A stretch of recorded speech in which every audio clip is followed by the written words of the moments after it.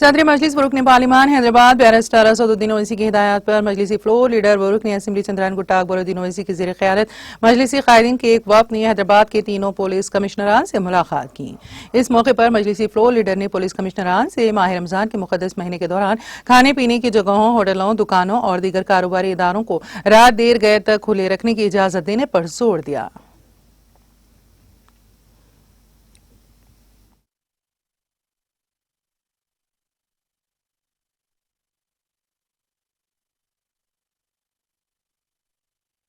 آج نقیب ملت بیرسٹر اسدالدین اویسی صاحب کی ہدایت پہ اور اکبرالدین اویسی صاحب کی لیڈرشپ میں آج ہم نے Hyderabad police commissioner, Cyberabad police commissioner, Rachakonda police commissioner, تینوں کمشنر سے ملاقات کی۔ یہ ملاقات کرنے کا مین مقصد یہ تھا کہ چونکہ کل رمضان جیسے ہی شروع ہوا، رات میں کچھ ایریوں کے اندر پولیس والوں نے ہوٹلز، شاپس، اسٹیبلشمنٹ کو کلوز کر رہے تھے، جس کے اوپر کمپلینٹ آئی تو صدر مجلس نے کہا کہ فوری جا کر اطلاع دیجیے ان لوگ کو تاکہ یہ لوگ بند نہ کر سکے۔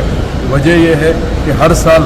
رمضان کے اندر یہ جو پریکٹس چلتی ہے کہ جتنے مسلمان ہیں رات میں شاپنگ کو نکلتے ہیں، سحر کرنے کو ہوٹل جاتے ہیں، اس کے علاوہ افطار کے بعد، تراویحوں کے بعد، چونکہ افطار کے بعد کھاتے نہیں ہیں تو تراویحوں کے بعد بھی ان لوگ جیسا بھی ہے اپنا استعمال کرتے ہیں۔ مگر کسی کنفیوژن کی طرف سے 17 فروری کو ایک میٹنگ ہوئی تھی سیکریٹریٹ میں، اس میں ہمارے پارٹی فلور لیڈر جناب اکبرالدین اویسی صاحب نے کلیئر کٹ کہہ دیا تھا حکومت تلنگانہ کو کہ اب کی رمضان میں کوئی ڈسٹرب نہیں کرنا چاہیے، مگر کسی وجہ سے ڈسٹرب ہو رہا تھا، اس کے لیے نمائندگی کرے۔ ابھی